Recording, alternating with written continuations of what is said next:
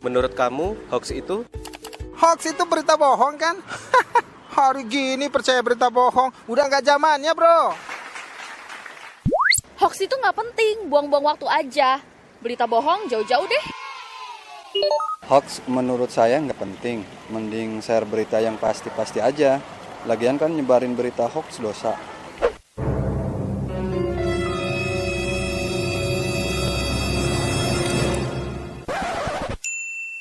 Nah, buat kamu, jangan asal share atau menyebarkan berita hoax ya. Baca dengan teliti, lalu klarifikasi kebenaran berita, biar nggak jadi korban hoax. Om Swastiastu.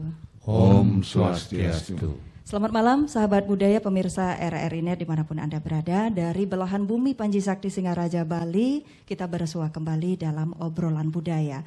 Dan topik bahasan kita malam hari ini tentang satu tradisi unik yang masih tetap lestari dilaksanakan oleh warga Desa Sembiran, yaitu tradisi upacara ngaturin. Ya, narasumber yang akan berbincang-bincang dengan kami dalam obrolan budaya malam hari ini sudah hadir. Beliau adalah Perbekal Desa Sembiran, Bapak Nengah Saryade. Om Swastiastu, Bapak. Om Swastiastu. Kemudian ada Jero Nyarikan atau Sekretaris Desa Adat Sembiran, Bapak Wayan Darmada. Om Swastiastu, Bapak. Swastiastu. Ada tokoh masyarakat atau pengelingsir Desa Adat Sembiran, Bapak Ketut Rapet Arsana. Om Swastiastu, Bapak. Om Swastiastu. Iya, salam sehat ya Pak ya. Tetap rahayu, karena di tengah pandemi COVID-19 protokol kesehatan harus tetap kita laksanakan.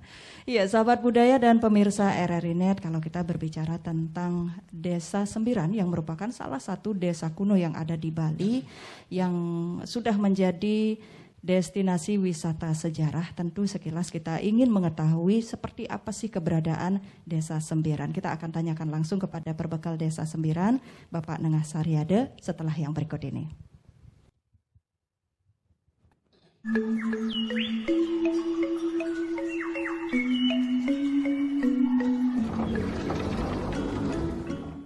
Om Swastiastu.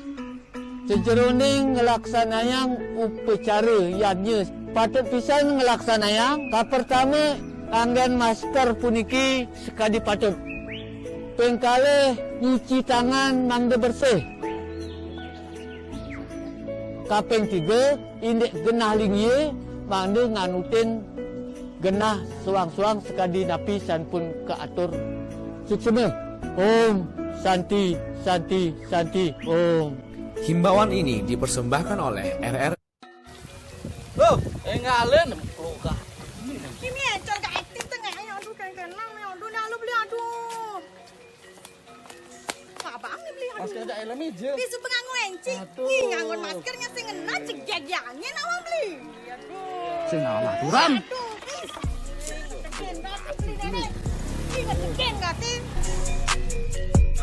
Om Swastiastu. Yadiasto ni dodane mabusano adat, elingang ngemargiang protokol kesehatan, minokadi nganggen masker, wangsuh tangan nganggen sabun, ring toyo memah, lan jaga jarak. Om Santi Santi Santi Om.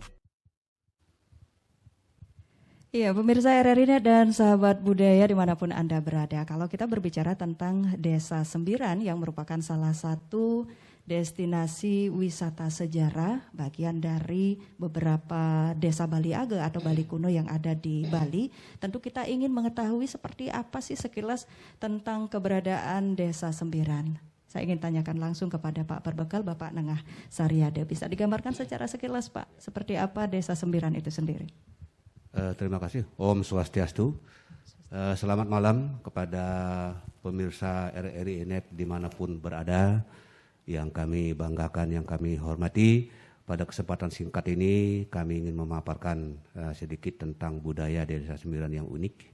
Namun sebagai perbekal saya akan berikan gambaran singkat tentang keberadaan Desa Sembiran. Desa Sembiran adalah salah satu desa di Kecamatan Tejakula yang letak geografisnya kurang lebih 30 meter dari kota Singaraja ke sebelah timur. Jelasnya tepatnya di Kecamatan Tejakula. Lokasinya di daerah pegunungan, kurang lebih 3 km dari pantai. Pada kesempatan ini saya akan menyampaikan bahwa Desa Sembiran dengan jumlah penduduk kurang lebih 6.000 sekian, dengan jumlah KK 1.700-an, luas wilayahnya itu mencapai 7.000 hektar.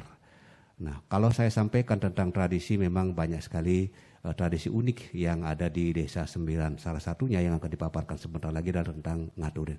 Namun sebelum itu, saya sampaikan bahwa uniknya Desa Sembiran adalah barangkali tidak banyak desa atau mungkin satu-satunya desa yang memiliki 23 pura yang disungsung oleh desa, oleh warga desa semua.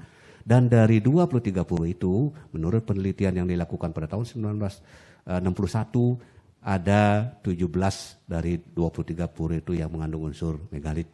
Nah, namun demikian sampai saat ini kita masih berupaya terus bagaimana mengembangkan potensi yang ada, karena Desa Sembiran sudah dideklarasikan menjadi desa wisata, karena seperti yang dikatakan oleh protokol tadi, bahwa Desa Sembiran adalah desa yang unik. Nah, salah satu desa yang disebut Desa Baliage. Nah, bagaimana tentang budaya-budaya yang unik nanti akan dijelaskan oleh pengisir kami yang sudah kami hadirkan di sini, juga dilengkapi oleh Dani Jero Nyarikan kami yang tentunya tahu lebih banyak tentang adat. Barangkali itu sebagai pengantar yang kami sampaikan. Nah, selanjutnya mudah-mudahan apa yang disampaikan bisa dipahami. Nah, kemudian potensi kami bisa kami kembangkan nanti, karena di Desa Sembiran kalau kita berbicara desa wisata, objek wisatanya cukup banyak, hanya saja sampai sekarang belum dikembangkan secara maksimal. Kerajinan rakyat yang mungkin bisa dipromosikan sebagai objek wisata, tujuan wisata juga ada banyak. Ada seni kerajinan, diantaranya yang paling istimewa, yang paling unik itu adalah kita punya tenun cak-cak yang sekarang sedang dipromosikan, yang sedang dibangkitkan. Nah, kemudian kerajinan-kerajinan yang lain, ada kerajinan anyaman, ada kerajinan makanan, dan kerajinan-kerajinan yang lain. Nah, tentunya kami harap ke depan itu bisa dikembangkan menjadi potensi wisata. Barangkali itu Ibu yang bisa saya sampaikan sebagai pengantar. Terima kasih. Iya, Pak Nengah, kalau berbicara tentang tradisi-tradisi unik gitu ya, kalau sekilas tentang gambaran Desa Sembiran, memang sudah kita dapatkan gitu, termasuk juga sebagai desa yang memiliki peninggalan sejarah purbakala gitu di zaman prasejarah gitu. Kemudian untuk tradisi bisa disebutkan tidak Pak Nengah? Tradisi apa saja yang ada yang masih tetap lestari gitu? Tradisi yang boleh dikatakan yang masih bisa lestari itu tradisi-tradisi yang terkait dengan upacara adat keagamaan. Artinya dari kehidupan lahir sampai meninggal gitu misalnya kalau dari untuk lahir manusia sampai yadnya. meninggal, yang ujung-ujungnya bermuara atau terkait dengan yadnya, baik itu manusia yadnya dan apalagi dewa yadnya. Makanya apa-apa yang merupakan yang keunikan itu boleh dikatakan agak sakral, karena ya tampilannya adalah pada saat-saat feodalan di pura, bukan bisa dikonsumsi oleh publik. Nah, inilah hambatan kami, permasalahan yang kami hadapkan, karena wisatawan itu ingin melihat keunikan, tetapi kita tidak bisa menyajikan secara bebas kecuali pada saat hari-hari feodalan atau upacara agama. Karena begitu sakral gitu ya Pak ya. Iya. Kemudian terkait dengan upacara, satu diantaranya adalah manusianya tentang perkawinan nih Pak. Ini kalau perkawinan seperti apa sih Pak yang mungkin sekilas dari upacara-upacara ini, termasuk juga salah satunya bagian dari upacara perkawinan ini adalah tradisi ngaturin itu sendiri sesuai dengan topik bahasan kita Pak Ngah. Iya. Kalau upacara manusiatnya memang paling banyak sana ketimbang upacara fitriatnya kalau dibandingkan dengan di desa-desa lain. Nah, kemudian khusus mengarah ke ngaturin, nah setiap orang yang sudah menikah itu ada upacara-upacara yadnya yang harus dilakukan. Nah, diantaranya adalah itu ngaturin itu. Nah, setiap siapapun yang sudah berumah tangga itu minimal, kenapa saya katakan minimal, kalau istrinya cuma satu, minimal dia itu harus mengorbankan, harus maturan telung tegen istilahnya. Telung tegen itu artinya 3 pasang, 6. Ya? Okay. Kalau istrinya 1, kalau istrinya 2 tambah lagi ategan, istrinya 3 tambah lagi ategan. Nah, kalau zaman sekarang sih jarang orang yang punya istri banyak seperti itu, tapi pada saat seleting generasi sebelumnya itu jarang yang banyak yang punya istri lebih daripada 1, sehingga bahkan ada 2, ada 3, ada 4. Ya, ini pasti terasa lebih memberatkan beban. Itu yang kami banggakan, itulah keyakinan warga kami, tidak berani mereka tuh meninggalkan tradisi itu, melawan tradisi itu, sehingga kadang-kadang habis-habisan sampai jual apa yang dimiliki untuk melakukan yatnya itu. Baik, terima kasih Pak Dengan Sariade. Saya coba ke Pengelingsir dulu deh, tokoh masyarakat, karena kaitan dengan tradisi yang turun-temurun dilaksanakan, walaupun sekilas itu kesannya memang memberatkan gitu, apalagi di tengah situasi seperti sekarang, ketika upacara perkawinan dari sekian banyak rentetan upacara perkawinan ini, satu diantaranya mungkin ini yang terakhir adalah ngaturin. Mungkin dari latar belakang atau sejarahnya seperti apa sih Pak Ketut Rapat ini bisa menjelaskan tentang ngaturin ini sendiri? Om Swastiastu. Om Swastiastu.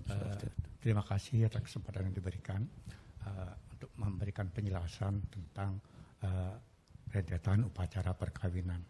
Ngaturin adalah salah satu di antara sekian banyak upacara-upacara yang harus dilaksanakan. Ya, mungkin dari awal Pak dijelaskan kalau perkawinan itu yang pertama apa gitu, kemudian yang kedua. Kalau di Sembiran, menurut tradisi desa Sembiran, orang dalam perkawinan itu kan upacara perkawinan.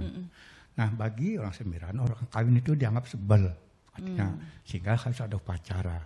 Setelah upacara perkawinan selesai, akan dilaksanakan upacara nunuk laci, mayah lungguh, artinya registrasi lah di desa adat itu. Mayah lungguh dia kena. Mayah lungguh istilahnya. Itu kenanya berapa Pak? Disesuaikan apa gimana? Kalau dulu sekali itu masing-masing kena 1 ekor. Yang satu pasang itu 1 pasang sapi di desa. Itu di desa adat. Kemudian sekitar tahun 60-an sudah disederhanakan semacam kawin massal zaman sekarang itu, sehingga 1 pasang untuk semua yang kawin pada saat itu. Sebentar, maksudnya ini bukan untuk upacara ngaturinnya, tetapi belum. Ini diserahkan kemana Pak? Ke desa. Ke desa. Nah kemudian tidak bisa diuangkan gitu Pak? Oh, tidak bisa. Nah jadi masih berjalan itu sampai sekarang. Itu apa Pak? Sapi apa kerbau apa? Sapi godel. Godel ya? Artinya sapi yang masih belum kawin lah, itu kan godel istilahnya. Sepasang itu, kemudian itu dilaksanakan upacaranya, setelah itu dibagikan, kan seperti itu. Kemudian lanjut setelah itu baru penggerbuan namanya bersih, baru bisa dia tercatat sebagai keramu desa adat. Itu upacara Pak? Apa bayar lagi atau apa? Oh enggak, upacara. Nah kemudian baru dianggap sah. Baru sebagai keramu desa adat. Setelah itu ada kewajiban merbu upacara melis. Melis ini apa nih Pak? Ini intisarinya itu adalah pembersihan karena kawin. Karena kawin masih dianggap sebel. Itu kemana biasanya Pak? Di pura mana? Nah kalau upacara melis itu dilaksanakan, itu pembersihan sang kawin atas karena dia kawin itu dilaksanakan di pura cungkup, di dapur, di istilahnya di pawon lah istilahnya. Kemudian di tep-tepan, di cap-capan itu. Nah, yang punya kewenangan itu adalah jero mangku gede dan jero mangku dalam. Itu melisin.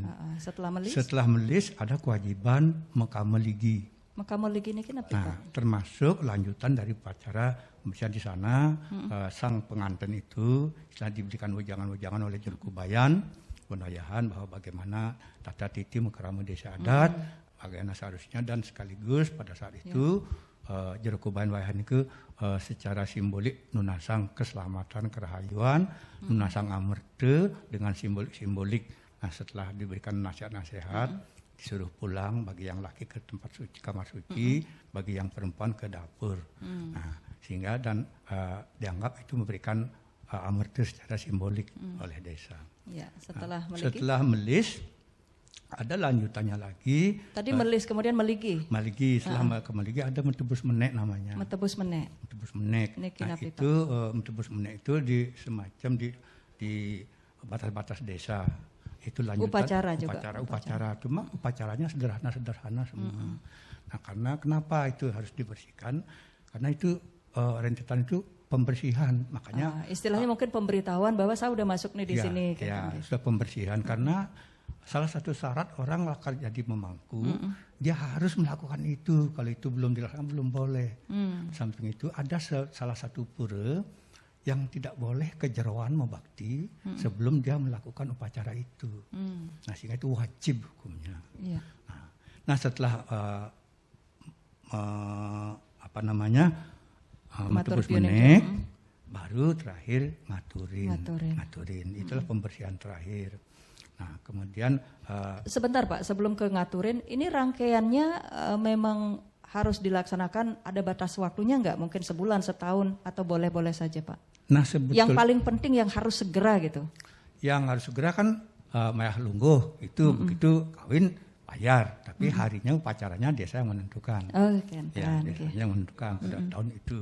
Kemudian merebu itu begitu tilem setelah dia kawin itu udah wajib langsung merebu. Jadi semakin cepat sebenarnya semakin bagus gitu Pak. Nah, setelah merebu baru dia menulis lagi. Biasanya sih tidak ada ketentuan harus segera, tidak, tapi karena kesadaran masyarakat sedapat mungkin dia sesegera mungkin melaksanakan itu sehingga tidak ada utang lah istilahnya. Seperti itu. Nah, kemudian setelah dia dia ngaturin pembersihan yang terakhir. Nah, ngaturin ini ada harus waktu tertentu tidak Pak? Atau mungkin sesuai dengan kemampuan? Sebetulnya diharapkan sih semasih hidup sudah selesai. Atau bagi yang akan ngiring jadi pemangku misalnya, itu khusus di tempat tiang khususnya itu memang wajib harus itu dulu baru diizinkan. Pakai dewasa enggak Pak? Atau hari baik gitu? Biasanya kalau ngatur itu dilaksanakan pada sasih ketiga, sasih keenam, sasih kesange. Hanya di situ, yang lainnya tidak. Berarti karena pakai sasih istilahnya ada hari baik, kan bisa jadi kolektif gitu Pak, tidak mungkin satu pasangan pengantin gitu Pak. Nah, bisa barengan seperti itu Pak? Sangat mungkin sekali karena zaman sekarang sudah ada kebangkitan kesadaran untuk melaksanakan upacara. Sehingga sekarang bahkan beramai-ramai kekurangan tempat malah. Karena saking banyaknya yang melaksanakan upacara itu. Padahal tempatnya sekarang agak sempit. Karena banyak sekali. Baik, terkait dengan sarananya Pak. Sarana yang dipakai itu tadi kan disampaikan oleh Pak Mekel katanya pakai godel. Godel anak sapi Pak yang belum ditusuk itu ya Pak ya. Itu maknanya apa sih Pak?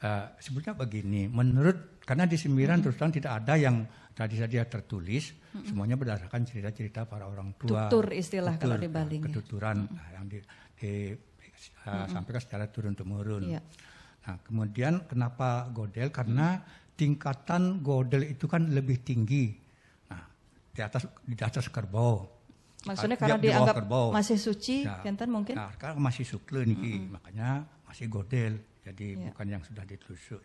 Jadi godel tingkatannya itu dimaknai lebih tinggi derajatnya pembersihan itu. Tadi disampaikan ada 3 pasang kalau untuk satu istri istilahnya gitu Pak. Gimana nih Pak? 3 pasang berarti kan 6 ekor. Ini lumayan nih Pak. Nah, tapi selama ini orang tidak pernah mengeluh karena itu. Nah, karena mungkin keyakinannya sangat tinggi, makanya ada istilah asal bawa Jepang pasti ngidang. Nah, itu kan sugestinya tuh kuat sekali. Nah, Astungkara zaman sekarang hampir tidak ada yang mengeluh. Bahkan beramai-ramai belakangan ini sampai satu hari itu bisa sampai 40 ekor. Itulah. Nah, itu tanda kebangkitan kesadaran. Berarti tidak ada istilah minimal sekian pasang pengantin untuk melaksanakan itu. Karena yang penting nyari hari baik. Kemudian nanti juga pasti akan kita tanyakan nih Pak, kalau seandainya karena lumayan memberatkan, seandainya tidak bisa dilaksanakan pada saat masih hidup, apa bisa diwariskan istilahnya kewajiban seperti ini. Tapi nanti Pak kita bahas karena kita akan saksikan terlebih dahulu. Ferdi and Didi Show. IG-nya @pro4f. Yes, jangan lupa juga di follow IG-nya, oke?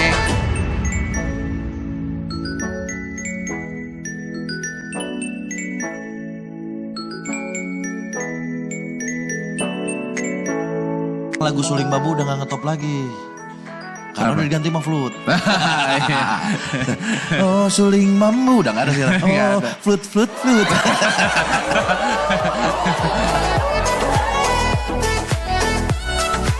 Lelecu. Urutan ada kakek lagi ngomong sama cucunya. Kulelecu. Kulelecu.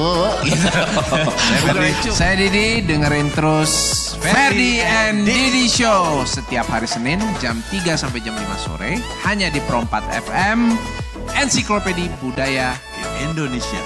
Yes. kondisinya itu seperti di lapangan gitu ya.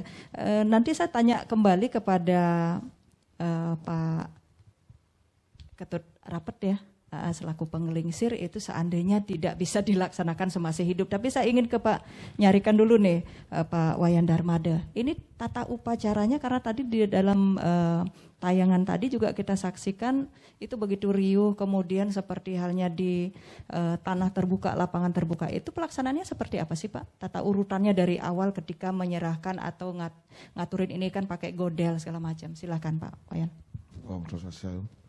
Terima kasih atas kesempatan yang diberikan kepada saya selaku penyarikan ini saya ada sembilan untuk menjelaskan prosesi daripada upacara ngaturi tersebut. Pertama itu warga atau kerabat yang akan melaksanakan upacara itu paling tidak sekitar jam 6 itu sudah menuju tempat ya, di mana akan melaksanakan upacara, namanya Pura Pengaturan.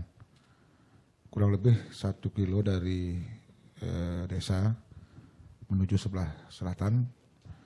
Nah pertama dari... Sebentar Pak Wayan, itu memang ada tanah lapang khusus atau gimana nih Pak? Ya, khusus untuk itu? Iya khusus untuk itu. Namanya Pura Pengaturan, di sana ada pelinggihnya dan di sebelahnya itu memang ada lapangan. Gitu. Ada di Jeroan juga, itu tempatnya di sanalah kita harus melaksanakan upacara itu.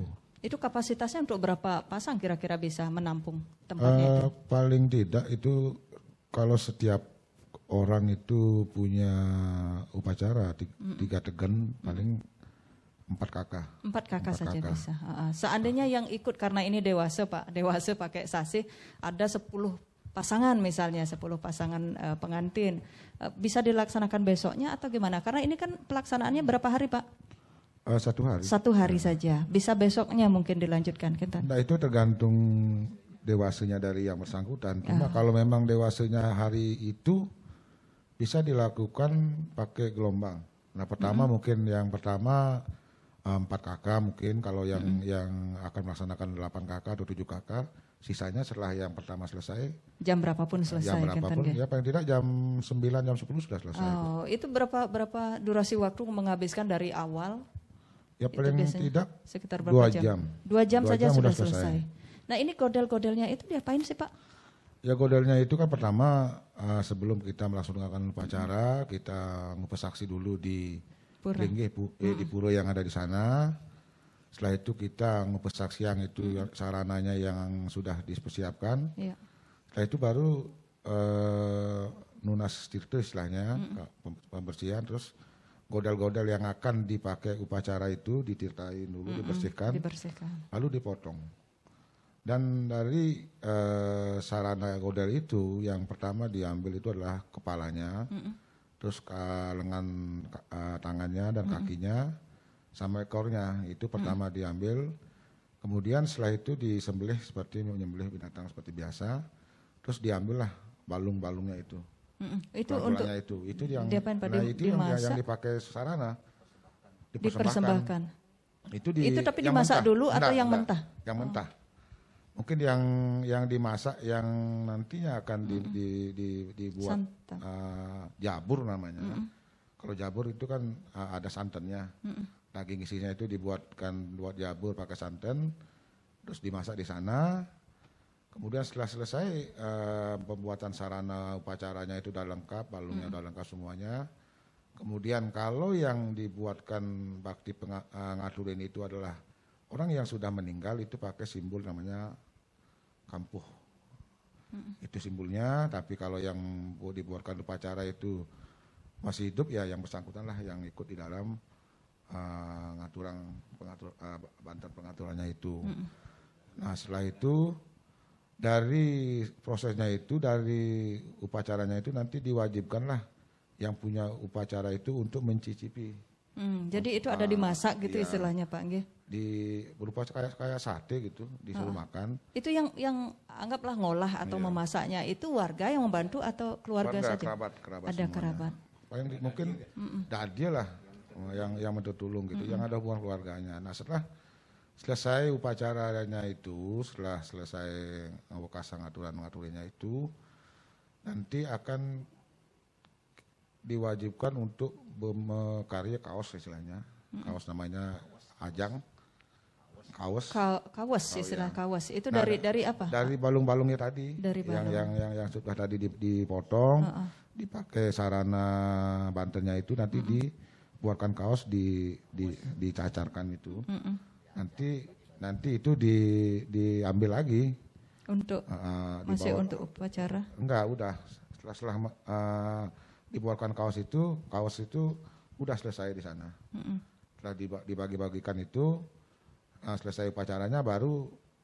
Ini dibagi-bagikan untuk siapa Pak? Mohon maaf. Enggak, pada siapa yang mau. Oh, untuk warga. Maksudnya ini silahkan kalau memang warga yang berkenan. Nah, ini kan kebanyakan mohon maaf Pak, kalau kita di Bali itu banyak yang memang tidak berani atau pantang makan daging sapi, termasuk mungkin di Desa Sembiran sendiri. Seperti apa? Karena ini kan keharusan tradisi, harus mencicipi atau seperti apa, khususnya keluarga mempelai itu sendiri. Seperti apa Pak upacara setelah pelaksanaan tradisi itu, setelah kita menyantap makanan itu misalnya, ada upacara lanjutan barangkali? Ada. Nanti Apa nih, setelah pembersihan lagi atau gimana Pak? Setelah selesai di sana kan, setelah selesai ngaturannya itu kan, warga yang membantu dipersilahkan untuk makan di sana sesuai dengan ada yang suka, ada yang nggak suka, kita silahkan gitu, yang berkenan silahkan. Setelah itu baru kita pulang semua. Nah sisa daripada tadi dagingnya itu di rumah dah diolah lagi. Gitu ya. Di keluarga yang upacara. Nah, tetapi yang harus kita ingat bahwasanya kegiatan itu harus habis hari dalam itu. Satu hari. Biasanya karena mungkin dia motong godelnya banyak, bisa habis itu bisa dibuang tuh Mbak. Terus gimana tuh Pak? Kan istilahnya kalau gitu. kita berpikir dari segi ekonomis kayaknya mubazir gitu. Ini terlepas dari masalah keyakinan sih Pak. Ya mungkin juga dikasih orang lain. Minta boleh dikasih keluar desa nggak Pak? Mungkin ada kerabatnya boleh keluar. Boleh, tapi seperti yang saya bilang tadi karena ini pacarnya sebel, silahkan yang bersangkutan yang ambil. Ada lagi diperciki tirta gitu atau air suci gitu. Kalau Pak, kita nggak berani dah membawakan atau apa? Oh intinya nggak boleh membawakan orang lain. Kalau mereka berkenan silahkan ambil. Tidak berani ya. Terus, memang ada pernah seperti itu Pak kejadiannya? Pernah ada. Dibawakan ada terus sakit apa gimana Pak? Yang membawakan itu disalahkan dia gitu. Disalahkan ini maksudnya dari niskala dari atas gitu. Sakit lah istilahnya gitu Pak ya. Yang kemarin sering karena kasihan dengan tetangganya itu ya sisanya itu dibawa ke kebun orangnya akhirnya pernah kecelakaan ya seperti biasa di rumah anunas raos istilahnya sama tuan gitu kelihatan lah itu. Besok kalau ada upacara seperti itu jangan pernah sekali lagi membawakan. Kalau memang mau dikasih silahkan. Ini langsung dapat petuah atau ada yang trans barangkali gitu Pak? Ada yang kerasukan gitu? Dari jero tapakannya lah. Yang langsung ngasih tahu. Jadi setelah itu nggak ada yang berani lagi Pak. Terus yang ini kan dari upacara tadi ada pakai godel sampai 6 gitu ya. Ini kepalanya kan lumayan banyak karena yang dihaturkan itu kepala masih mentah, kemudian juga tangan. Itu dibiarkan begitu saja di pura atau gimana? Nggak dibawa. Oh itu juga dibawa setelah dihaturkan. Nah itulah yang mungkin diminta sama orang lain, tetangga gitu dikasih. Jadi ada yang ditukar di barter sama. Yang dimasak diolah di tempat upacara itu yang badannya itu dagingnya. Dan besoknya setelah selesai upacara baru lunas itu lagi pembersihan. Besoknya nih Pak ya, besoknya. Baru dibersihkan lagi. Kemudian sekian hari lagi. Istilahnya kayak di kampung kami di Sembiran membuat pembersihan lagi yang namanya neduh. Itu pembersihan yang lebih besar. Itu yang melaksanakan juga sang Yajamana atau yang punya upacara itu sendiri. Oke, masyarakat cuma menyaksikan gitu langsung ya. Cuma ada tambahan lagi satu nih seperti yang tadi dibilang oleh Pak Mekel sama tokoh kami bahwasanya kewajiban kita di desa itu adalah 3 tegan kan untuk warga kami. Cuma yang 1 tegan itu harus godelnya harus laki-laki atau muani, pejantan. Oh, 1 pasang ini bukannya yang betina sama jantan, enggak gitu? Boleh-boleh saja, cuman yang 1 pasang itu yang harus. Kalau betina semua. Oh gitu. Cuma dari 3 tegan itu harus satu degan itu harus laki-laki jantan dan itu yang harus terakhir diambil. Kalau punya 3 degan kan, yang 2 degan pertama diambil karena kemampuannya 2 degan, nanti yang terakhir itu harus yang jantannya itu. Yang pejantan itu kira-kira maknanya apa ya Pak ya?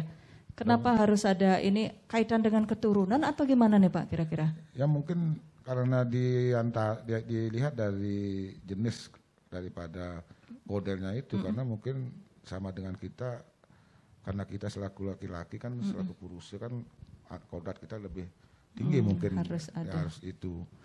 Untuk penerus lah istilahnya gitu ya, bukan masalah derajat sih sebenarnya, tapi karena kita menganut patrilineal gitu ya Pak ya. Dan juga ada kewajiban lain yang harus dilaksanakan seandainya kamu itu punya telajakan, punya kebun di luar Bantes, berarti di batas desa, itu juga punya kewajiban lagi satu dia. Untuk Goda lagi mengaturkan. Itu dilaksanakan pada saat upacara ini juga diambil pada saat ngaturin. Umpamanya saya beli tanah di luar. Punya tanah di luar, kalau di Sembiran istilahnya di Dauh Tukar Bayat gitu kan. Atau dimanapun gitu? Enggak. Oh, yang harus di sana aja di batas. Pokoknya di luar batas desa gitu. Kalau saya punya kewajiban 3, yang dua tegan itu betina, yang 1 tegan jantan. Punya tanah di luar batas, menambah lagi 1 tegan. Itu bebas tegan. Juga, betina boleh, jantan. Itu betina juga. Seperti bilang tadi, kalau punya istri lebih dari 1, kalau 2. Nambahnya berapa Pak? Lagi ategan. Punya 3 istri, lagi nambah. Lumayan tetegenan beban gitu ya. Banyak lah. Dan syukur sekarang di desa kami seperti yang Pak bilang tadi, mungkin penggelisir yang dulu, kalau mertua saya aja punya istri 3 itu. Kalau sekarang sudah jarang lah yang menganut poligami itu sekarang mungkin. Ya, itu mungkin juga mungkin pertimbangannya itu. Iya, sebagai pertimbangan, bahan pertimbangan. Ini berat loh bebannya gitu kalau seumpamanya punya istri lebih dari 1 gitu ya. Oke. Baik, Pak Wayan Darmada, saya coba beralih ke Pak Ketut Rapat selaku penglingsir, karena tadi juga saya sempat menanyakan kalau seandainya tidak bisa dilaksanakan pada saat mempelai itu masih hidup gitu, bisa tidak diwariskan? Ini kan kewajiban diwariskan kepada anak cucu, atau kalau tidak ada keturunan langsung boleh klan yang lain barangkali. Silakan Pak. Karena ini merupakan kewajiban akibat sebuah perkawinan, itu tidak bisa tidak dilaksanakan. Seandainya yang bersangkutan si pasangan mempelai itu sampai meninggal dia tidak melaksanakan itu, maka kewajiban itu akan diturunkan kepada ahli warisnya. Masih bisa kewajiban ahli warisnya. Dan bahkan tadi seperti yang disampaikan, seandainya jeput tidak punya keturunan, itu pasti ada yang istilah Bali itu kan punya sisilah. Siapa yang punya tanggung jawab atas yang camput itu yang akan mengambil, melaksanakan. Itu. Termasuk kalau yang seumpama nih pisah Pak atau cerai gitu ya, kasusnya mungkin ada cerai tapi belum dia membayar itu atau kewajibannya itu belum dijalankan, seperti apa Pak? Tetap juga dilaksanakan oleh pihak karena yang laki-laki. Kata kuncinya adalah kalau sudah pernah dilakukan sebuah perkawinan. Bahkan belum upacara pun, kalau misalnya zaman dahulu kan kawin lari. Sekarang kan tidak ada kawin lari. Zaman dahulu pun kawin lari, dia melarikan gadis, kemudian besoknya lepas. Kan belum ada upacara itu. Itu tetap harus melaksanakan. Nah, kami punya leluhur mengalami itu sendiri. Nah, karena istilahnya orang Sembilan kan, kalau tidak diambil kan menjadi beban. Nah, tapi ini pasti akan berat Pak ketika mungkin dilaksanakan oleh anak atau cucu. Anak ini sendiri melaksanakan kewajiban orang tuanya ini setelah menikah atau boleh barengan nih Pak? Dilaksanakan. Begini. Nah, karena ini ada tatanan uluapan. Jadi misalnya ayah saya atau kakek saya belum mengambil. Ketika ayah saya juga tidak mengambil. Nah, ini kan. Sayalah punya kewajiban. Saya belum bisa mengambil kewajiban saya sebelum saya mengambil. Tidak boleh Bapak melakukan kewajiban untuk diri sendiri. Seandainya Bapak menikah gitu, belum boleh melaksanakan itu. Harus dari kakek saya dulu. Setelah selesai kakek saya, baru ayah saya. Dan itu pernah kejadian seperti itu Pak di desa? Banyak terjadi. Lumayan. Kalau seumpama 3 keturunan tinggal dikali 3 Pak. Bahkan ada sampai 4 keturunan Bu. Waduh. Tapi itulah uniknya. Kenapa justru dia mampu? Karena ada keyakinan gitu ya Pak. Keyakinan bahwa itu. saya mampu. Makanya seperti yang kami sampaikan tadi, istilahnya itu yang buah Jepang pasti karingitang. Nah kan seperti itu. Itu faktanya memang seperti itu. Sehingga tidak semualah bisa dihitung dengan kalkulasi, dengan ekonomi, dengan rupiah kan seperti itu. Di sana ada faktor sosial magisnya. Nah seperti itu yang bisa kami sampaikan. Ini kalau tradisi ngaturin sekilas kalau orang luar pasti menganggap aduh berat ya bebannya ini, tetapi masyarakat di sana menganggap ini karena sudah keyakinan atau serada gitu ya, bisa dilakoni, pasti bisa gitu ya. Dan tadi juga Pak Mekel ada menyampaikan ada sebuah tradisi yang sering dilaksanakan gitu, istilah seperti sesolahan yang khusus pada upacara-upacara tertentu yang tidak bisa sembarangan, walaupun orang mungkin ingin boleh dong kita videokan atau apa gitu ya, tetapi tidak boleh hanya pada waktu-waktu tertentu. Satu di antaranya adalah tari gandrung ya Pak ya. Nah ini biasanya dilaksanakan untuk upacara, itu upacara apa Pak istilahnya? Mohon pakai mikrofonnya Bapak. Diadakan di Sasi kelima itu kalau disampaikan oleh penggelingsir kami itu semacam kalau bahasa Indonesianya syukuran lah karena sudah panen, karena sudah berhasil, bergembira begitu dengan keliling desa, pawai gitu keliling desa pada Sasi kelima itu. Tapi ini memang khusus untuk upacara dewayatnya ya, tidak ada kaitan dengan upacara ngaturin gitu ya. Tidak ada. Ya, barangkali sahabat budaya dan pemirsa RRI Net juga ingin mengetahui seperti apa sih tari gandrung, karena gandrung ini kan istilahnya seperti hiburan gitu, tetapi pemerannya yang menarikan ini adalah laki-laki semua. Baik, kita saksikan bersama.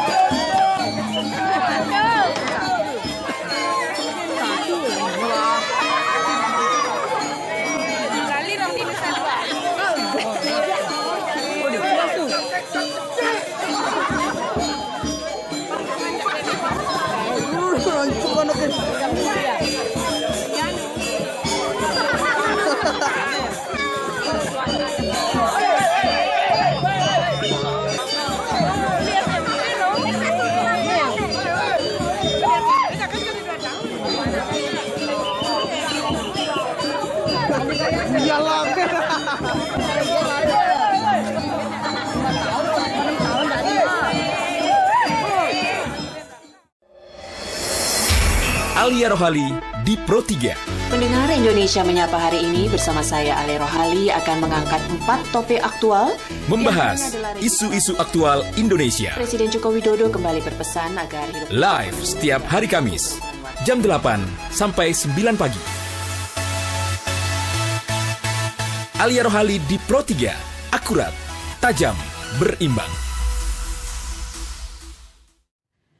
Ya, sahabat budaya dan pemirsa RRI ini tadi sudah kita saksikan seperti itu ya, tari gandrung yang ada di desa tua, desa kuno yang ada di Bali yaitu Desa Sembiran. Mungkin saya tanya kembali nih kepada Pak Rapet, seperti apa sih Pak, kenapa harus yang mesolah atau yang menarikan itu laki-laki gitu, seperti apa Pak? Ya, tadi gandrung itu sebetulnya merupakan rentetan daripada Ngusabe desa di Pura-Buser Dur. Nah, setelah acara Ngusabenya selesai, kemudian malamnya mulai kira-kira jam 5 itu sore itu ada namanya menggepokan. Menggepokan dulu. Menggepokan itu mungkin, menggepokan itu maksudnya gimana tuh Pak? Itu rantetan gandrung itu. Makan-makan bukan sesolahan. Menggepokan itu pawai. Oh, pawai, nah, parade. Bahasanya itu parade. Parade. Nah, dengan mengusung palu bungkah, palu wija, itu hasil bumi ya. Okay. Nah, karena namanya petani, kemudian itu dipawaikan keliling 3 kali kelilingi desa, menandakan bahwa itu ada penghasilan. Kenapa? Makanya mungkin di tempat lain, di desa lain, menggepokan itu ibarat sebagai penangluk merana. Nah, kemudian setelah menggepokan itu, makanya dia waktu di Sembilan kan ada kuburan anak-anak. Beda ya Pak ya, kuburan untuk orang anak-anak. Tua dengan anak-anak berbeda. Kebetulan kuburan. Namanya apa Pak? Setra apa? Semana cenik. Semua anak cerik. Ya. Belum dewasa dia di sana dikubur. Belum ketus gigi gitu ya Pak ya? Atau umur berapa yang boleh? Belum dewasa. Belum dewasa. Nah, sehingga kebetulan kuburannya kan di pinggir jalan. Nah, karena supaya tengah, makanya berhias itu di sana di kuburan itu. Jadi kesannya angker gitu ya Pak? Kesannya angker, karena kami sendiri kan karena dari kecil udah ngaya di desa melakukan hal itu. Nah, melakonilah hal seperti itu setelah 3 kali.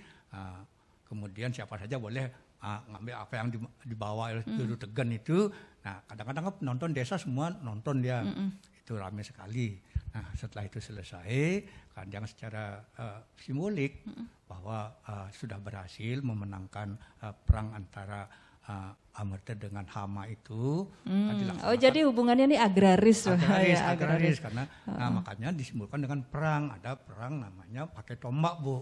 Jadi itu pada saat apa nih? Pada saat menggepokan? Setelah selesai menggepokan. Ada perang-perangan gitu. Pakai apa nih Pak? Pedang? Pakai kayu, pakai tombak. Pakai tombak. Ya pakai tombak. Jadi simboliknya perang itu antara Kramo Desa dengan Kramo Trune. Oh, jadi yang Kramo Trunenya melawan Kramo Desa. Sehingga ada simbolik perang-perangan itu. Simbolik Hamanya siapa nih Pak? Yang remaja? Yang Trune. Makanya dia pakainya itu kan di kuburan itu kan Ama itu. Kemudian setelah selesai perang, menang, sehingga syukuran. Baru ada tari gandrung, joget moani, kan gandrung hiburannya. Memang harus laki-laki Pak. Dari dulu memang harus. Memang laki-laki. Kalau bukan laki-laki kan bukan gandrung namanya, joget namanya gitu. Oh gitu. Kalau gandrung ya laki-laki itu. Nah, karena laki-laki maka disebut nama gandrung. Itu latihan nggak Pak? Atau memang spontanitas saja? Ya, spontanitas saja. Karena orang ya suka nari-nari apa aja, tariannya bebas kayak joget gitu. Oh, enggak kan. ada pakem jelas gitu ya. Ada, gitu. Nah, ya. Ada yang ngibing juga Pak seperti joget? Ada. Ada nyawer. Itu kramu itu yang dijawat-jawat gitu. Nah, seperti joget lah. Karena laki-laki penari jogetnya disebut gandrung. Iya. Gitu. Kalau cewek penarinya joget dia. Gitu. Dan pasti ada saja yang menarikan Pak. Ini kejawat apa gimana? Wajib, itu wajib panakawan namanya sama Berapa pemuhit. orang Pak yang harus menarikan itu? Kalau muhitnya kan 1 pasang. Kalau panakawannya kan 18 pasang. Oh banyak ya Pak ya? Itu ada di desa namanya. Posisinya seperti itu, dia punya kewajiban itu. Tidak diminta, tidak disuruh, dia udah wajib. Oh, kan? otomatis karena gitu sistem, ya. Kayak ketakson gitu istilahnya juga ya Pak ya? Bukan ketakson, tatanan. Oh, ada giliran. Tatanan desa itu, seperti itu. Oke, ya baik, terima kasih Pak Ketut Rapat sudah menjelaskan sekilas tentang tari gandrung yang sudah kita saksikan bersama. Saya ingin dulu ke Pak Jero Nyarikan lagi sedikit ini di penghujung obrolan kita. Ini terkait dengan upacara ngaturin yang memang terkesan berat, walaupun masyarakat di sana mungkin dalam hati mengatakan aduh saya belum punya nih, sampai akhirnya diwariskan dan sebagainya. Ada tidak mungkin wacana atau pemikiran untuk menyederhanakan dari 3 pasang misalnya godel, mungkin yang penting ganjil 1 atau gimana? Bisa tidak seperti itu diwacanakan di desa sendiri Pak? Ya kalau masalah wacana sih mungkin bisa-bisa saja kan. Tetapi, artinya pernah terpikir seperti itu Pak? Selama ini sih belum. Tapi mungkin ke depan mungkin dengan pemikiran dan wawasan daripada masyarakat, dengan pengalaman yang memang sudah dia amati dari kemarin gitu, bahwasanya jangankan kita di Sembiran gitu, orang luar yang pernah menyaksikan upacara ngaturin itu memang dibilang kita itu pesta pora. Iya benar. Tapi apalagi sampai nanti tidak habis dibuang gitu kan. Gitu, kan mubasir juga. Iya. Lagian juga penduduknya kan tidak semua berduit lah istilahnya, pasti ada yang nggak mampu. Seperti sekarang ini saya juga selaku prajurit juga merasa terkejut gitu dalam situasi pandemi seperti ini, warga kami masih bisa melaksanakan kewajibannya itu. Bahkan sampai 8 ekor godel pun mereka sanggup. Berarti di masa pandemi ini juga sempat dilaksanakan upacara itu Pak ya? Seperti yang dibilang penglingsir tadi, mungkin karena memang tekadnya dia harus melaksanakan upacara itu, ya mungkin nabung ya selama sekian tahun gitu. Karena sudah diniatkan gitu. Tapi mungkin seperti yang saya bilang tadi, keinginan ke hal itu mungkin ada, cuma selama ini kami secara pribadi maupun dari keprajuan kami terus terang tidak punya kapasitas untuk hal itu. Ya, gitu. Karena ada tataran keyakinan ini maksudnya. Takut untuk dilanggar gitu ya Pak. Sedangkan yang sekarang ini saja kami di desa adat itu punya program mau memperluas areal tempat upacaranya. Burung. Itu belum beda. areal rumah. kami belum berani mengambil sikap ini karena itu takut kepada yang di atas gitu. Iya, Gimana baik. caranya? Karena sudah menyangkut yang di atas ya beda sama kalau kita berada di skala ini kan. Kalau saya salah bisa ditegur oleh Pak Mekel, di Penglingsir. Tapi kalau yang menegur di atas nggak berani. Gimana gitu. Tapi ada keyakinan berupacara itu tidak menyebabkan miskin gitu ya istilahnya. Baik, terima kasih Pak Wayan Darmada. Kemudian saya ingin ke Pak Perbekel juga karena Desa Sembiran sebagai salah satu destinasi wisata sejarah, apa yang akan dilakukan mungkin selama ini sudah ditata sedemikian rupa dengan adanya tradisi-tradisi unik itu. Silakan Pak. Saya sebenarnya sudah bertugas 3,5 tahun, tetapi terus terang saja terkait dengan tradisi, terkait dengan keyakinan, saya belum bisa berbuat banyak. Ya sementara yang kami hadapi dalam masalah air, dan belakangan masalah sampah. Nah masalah potensi-potensi masyarakat sih sudah aktif sebenarnya. Hanya saja, nah itulah. Nah bagaimana ke depan kami berharap supaya bukan karena beratnya tanggungan biaya untuk untuk warisan-warisan ke apa namanya tradisi itu menyebabkan sulit. Kami punya keyakinan. Nah, nantilah justru itu menjadi daya tarik gitu ya Pak. Suatu saat ya kalau memang sudah tidak mampu apa boleh buat, yang di atas juga akan tahu dan kita juga akan akhirnya akan berani gitu. Tapi sementara masih bisa ya bagus sekali karena itu juga merupakan daya tarik wisatawan. Hanya saja kemasannya terus terang supaya saya katakan tadi yang tradisional begitu itu sangat apa namanya tidak bisa dibawa ke Jaban itu karena sakral sekali. Nah dulu pernah dibawa ke Jaban, nah ternyata karena kesisipan. Kenapa sampai seperti itu? Karena keyakinan kita masih tinggi sekali. Bukan saya ngajak warga untuk tidak yakin, tapi bagaimanapun juga ke depan, kehidupan ke depan makin sulit kan. Sekarang ada tantangan untuk pendidikan, ada tantangan untuk suka duka, ada tantangan untuk yang lain-lain lah. Tapi mari kita berjalan bersama-sama dengan catatan saya selaku Perbekel tentu berusaha akan memotivasi masyarakat supaya tradisi yang ada itu yang memang menarik bagi orang luar itu, apalagi menurut keyakinan kita lebih ditata gitu kita ya Pak. kita laksanakan sekemampuan.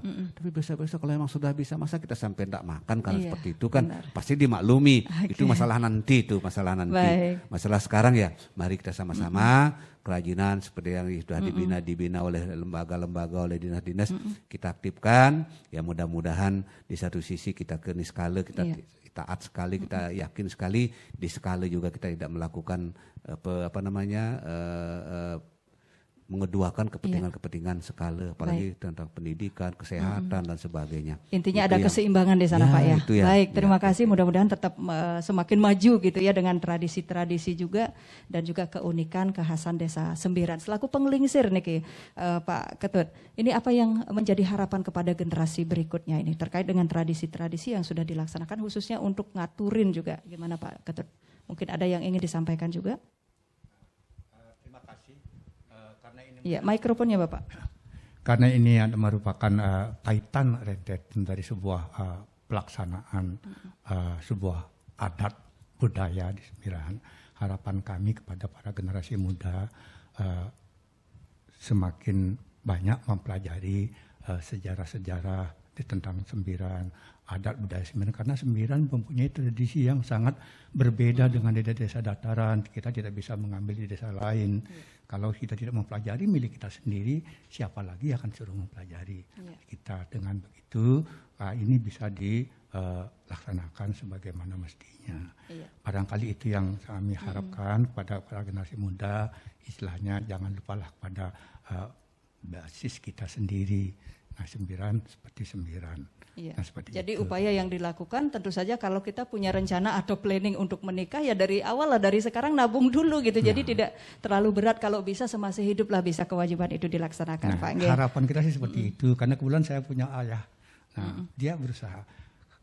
Pacaran ngaturin itu diwajibkan karena kawin. Kalau tidak mau ngaturin jangan kawin, gitu kan aja. Secara gamblang ya seperti itu. Bahasanya kan pendek sekali. Berharap jangan sampai deh kepada keturunan sampai 4 generasi, berat, kasihan. Sehingga ayah tidak akan mewariskan hal-hal seperti ini kepada anak. Kamu jangan juga mewariskan kepada anakmu, karena anakmu sudah punya kewajiban. Iya, benar-benar. Nah, seperti itulah pesan orang tua. Kali itu yang bisa diharapkan. Oke, terima kasih Pak Ketut Rapat Arsana selaku penggelingsir, kemudian Pak Wayan Darmada juga selaku penyarikan Desa Adat Sembiran, dan juga Pak Perbekal niki Pak Nengah Saryade yang sudah berkenan hadir malam hari ini. Dan sahabat budaya serta pemirsa RRI Net, dari apa yang sudah kita saksikan tadi, kemudian kita dengarkan pemaparan dari para narasumber, tentu bisa kita jadikan sebagai contoh cerminan kehidupan masyarakat Desa Adat Sembiran yang masih tetap ajak lestari mempertahankan tradisi luhur para pendahulunya gitu, khususnya untuk tradisi ngaturin yang merupakan cerminan kebersamaan, kemudian kerukunan, dan ini tetap lestari walaupun zaman sudah semakin maju ataupun semakin modern. Dan akhirnya dari belahan bumi Panji Sakti Singaraja Bali, saya Rati yang bertugas mewakili seluruh tim kerabat kerja RRI Net Obrolan Budaya RRI Singaraja mengucapkan terima kasih atas kebersamaan dan partisipasi Anda. Kita akan bersua di Obrolan Budaya edisi berikutnya. Selamat malam untuk Anda semuanya. Salam sehat. Om Santi. Santi. Om.